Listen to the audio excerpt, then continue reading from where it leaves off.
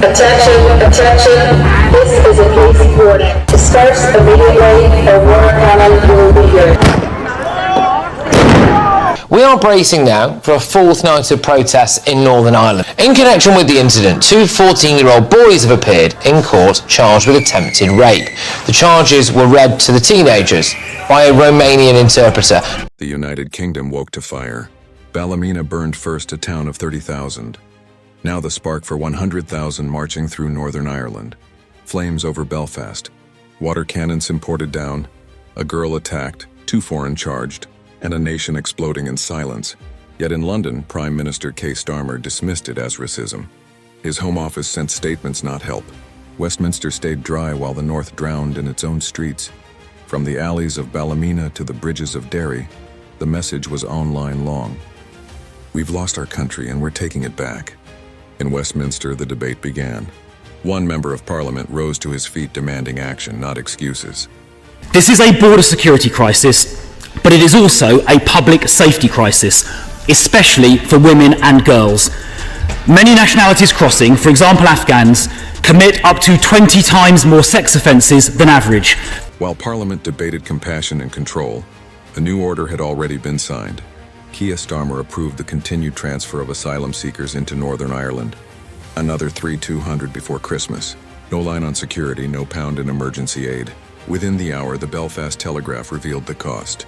Local councils now fully liable for hotel bills and policing overtime. £4 million a month in Ballymena alone. The directive carried Starr's signature. When pressed in the chamber, a minister replied without blinking, "London decides, you implement."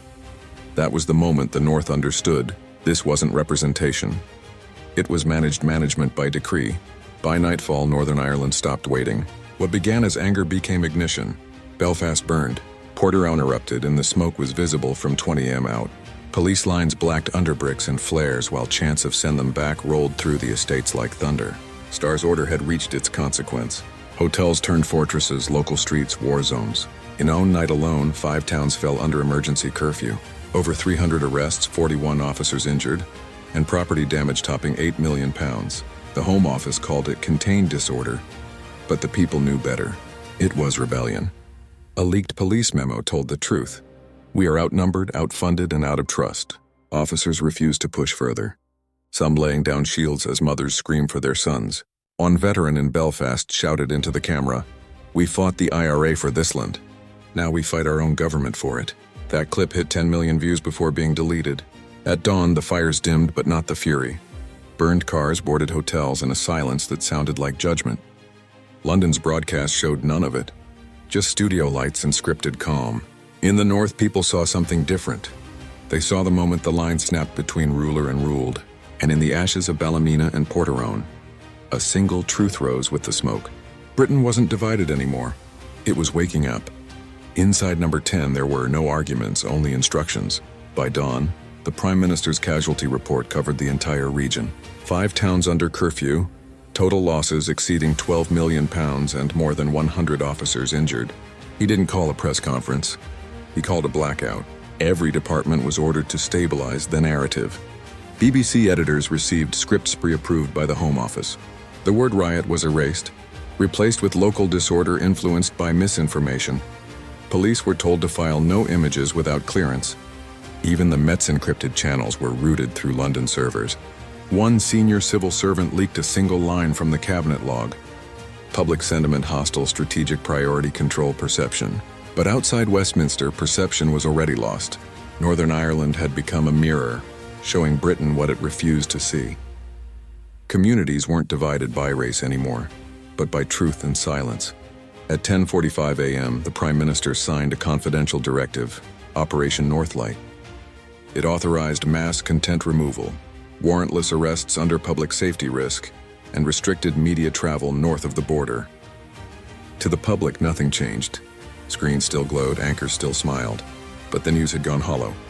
Downing Street declared the crisis contained. It wasn't containment, it was concealment. And for the first time, the United Kingdom feared not the flames, but the light. It started with one file. At 2:17 a.m., a Cabinet Office document marked Operation Northlight Classified leaked online. Within hours, it burned across Britain. Inside were journalist watch lists, social media takedowns, orders for mass content suppression, and one line stamped in red, authorized by the Prime Minister. The Home Office screamed fake. Metadata proved otherwise. Then a whistleblower surfaced. A communications officer from Belfast. Her statement was one sentence long. If the truth burns, let it burn everywhere. By morning, Northlight trended worldwide. Anchors vanished mid-broadcast. Police raided Belfast newsrooms. Every arrest confirmed the document was real. Westminster said control. Britain said treason. And for the first time, the government wasn't fighting disinformation. It was fighting discovery. No orders, no leaders. Justridge turned silent across Belfast. Blank white signs filled the streets. Nothing written, everything meant. Teachers stopped classes. Veterans turned their medals upside down. BC staff walked off air. A million screens went dark in protest. The government called it sabotage, but the sabotage was theirs against the people who paid for truth. At noon, the first image broke through the censorship. A police officer removing his helmet, saluting the crowd. "We serve the people," he said, "not the protocol." That clip reached 48 million views before deletion, and 300 millions after re-uploads. No chance, no riots, just refusal. A nation unplugged itself from power, and power for the first time went dark. Parliament met behind armed gates. Half the bench is empty. The speaker's gavel echoed over silence outside the chant. Built like thunder, resign answer. Now markets crashed. £6 billion erased in a day. The pound hit a decade low. Foreign embassies withdrew staff. Starmer appeared on camera, pale-cornered, voice trembling. He called the leaks foreign interference. But Britain had already identified its enemy, her, and it wasn't abroad. At 1742, the Home Secretary resigned. At 1803, defense followed. At 1900, the streets outside Westminster stood still, not shouting, just waiting. When the lights in number 10 went dark, no one cheered. Someone whispered, "London's lost the North." And for the first time, it felt true. They came at dawn. Thousands from every county walking north in silence. Veterans, miners, mothers, priests. No banners, no chants. Only flags folded in half. Symbols of loyalty betrayed. Police didn't stop them. Some joined. Convoys from Glasgow and Leeds brought supplies. Farmers cleared roads so people could walk. It wasn't chaos anymore. It was purpose. At noon, 500,000 filled Belfast. Rain fell, no one moved. A single speaker played the anthem.